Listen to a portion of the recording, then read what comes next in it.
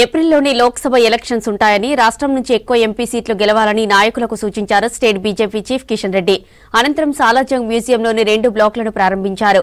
యాదాద్రి లక్ష్మీ నరసింహస్వామిని దర్శించుకున్నారు. కేంద్ర విద్యుత్ శాఖ మంత్రి రాజ్ కుమార్ సింగ్ బేగంపేట విమానాశ్రయంలో ఏర్పాటు చేసిన వింగ్స్ ఇండియా ఎయిర్ షోను సందర్శించారు. హర్యానా గవర్నర్ బండారు దత్తాత్రేయ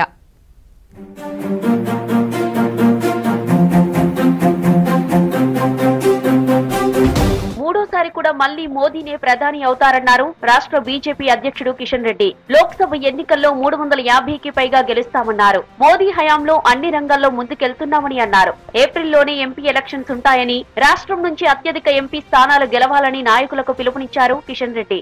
ఒక్క రూపాయి అవినీతి లేకుండా ఒక నీతివంతంగా, ఒక సమర్థవంతంగా మరి రోజు ఒక స్థిరమైనటువంటి సుస్థిరమైనటువంటి ప్రభుత్వాన్ని, నాయకత్వాన్ని దేశానికి ఇవ్వడం ద్వారా దేశ ప్రజల్లో ఒక విశ్వాసం తీసుకొచ్చాము. ప్రపంచంలోనే ఈ రోజు భారతదేశము 5వ ఆర్థిక శక్తి గల దేశంగా, లార్జెస్ట్ ఎకానమిక్ కంట్రీ ఏదంటే ఈ రోజు 5వ దేశం ప్రపంచంలో భారతదేశం ఉంది. యూకే లాంటి దేశాన్ని కూడా వెనుకకి నెట్టేసి భారతదేశం ముందుకెళ్లింది. ఈ రోజు పేద ప్రజలకు సంబంధించి కనీస అవసరాలు కల్పించే విషయంలో చంద్రమండలంలో మనం భారతదేశం తరఫున నరేంద్ర మోడీ గారి నాయకత్వంలో మరి ఈ రోజు శాస్త్రజ్ఞులు చేసినటువంటి కృషి కారణంగా మనము చంద్రమండలం కూడా చేరుకున్నాం. హైదరాబాద్ లోని సాలార్జంగ్ మ్యూజియంలో కేంద్ర ప్రభుత్వ నిధులతో కొత్తగా నిర్మించిన 2 బ్లాకులను ప్రారంభించారు కిషన్ రెడ్డి. అనంతరం మ్యూజియంలో ఏర్పాటు చేసిన శిల్పాలను పరిశీలించారు. ఈ కార్యక్రమంలో మ్యూజియం అధికారులు, పార్టీ నాయకులు పాల్గొన్నారు. మరోవైపు నల్లకుంటలోని ఏటీఐలో ఏర్పాటు చేసిన నేషనల్ స్కిల్ సెంటర్ ను ప్రారంభించారు కేంద్ర మంత్రి. ఈ సెంటర్ లో మహిళలకు షార్ట్ టర్మ్, లాంగ్ టర్మ్ కోర్సులను అందిస్తామన్నారు కిషన్ రెడ్డి.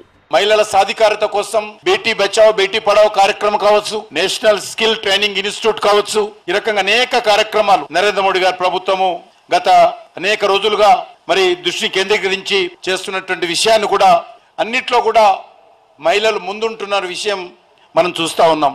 70% ఈరోజు అమ్మాయిలకే అవార్డ్స్ వస్తున్న విషయాన్ని ఈ సందర్భంగా నేను మనవి చేస్తా ఉన్నాను. యాదాద్రి లక్ష్మీ నరసింహస్వామిని దర్శించుకున్నారు కేంద్ర విద్యుత్ శాఖ మంత్రి రాజ్ కుమార్ సింగ్. మంత్రికి ఆలయ మర్యాదలతో స్వాగతం పలికారు అర్చకులు. అనంతరం స్వామివారికి ప్రత్యేక పూజలు నిర్వహించారు మంత్రి రాజ్ కుమార్. వేద పండితులు వేదాశీర్వచనం అందించగా స్వామివారి తీర్థ ప్రసాదాలను అధికారులు అందజేశారు.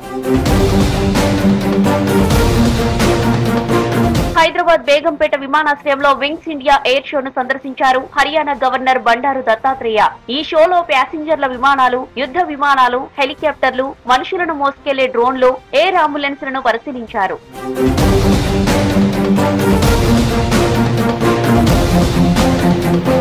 మాజీ ఎమ్మెల్యే బొడిగె శోభను పరామర్శించారు ఎంపీ బండి సంజయ్. కరీంనగర్ జిల్లా సైదాపూర్ మండలం వెంకటేశ్వరపల్లిలో ఇటీవలే శోభ భర్త గాలన్న అనారోగ్యంతో మృతి చెందారు. దీంతో గాలన్న చిత్రపటానికి పూలమాల వేసి నివాళులర్పించారు బండి సంజయ్.